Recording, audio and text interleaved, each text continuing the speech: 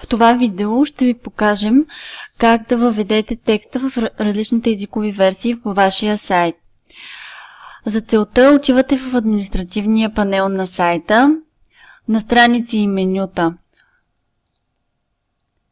Избирате страницата, която искате да редактирате, така че да се визуализира съдържанието и в езиковата версия, която искате, примерно руски или английски.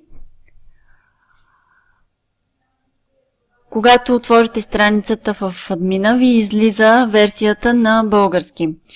Тези бутони, английски и руски, са за попълване на съдържанието в версиите английски и руски.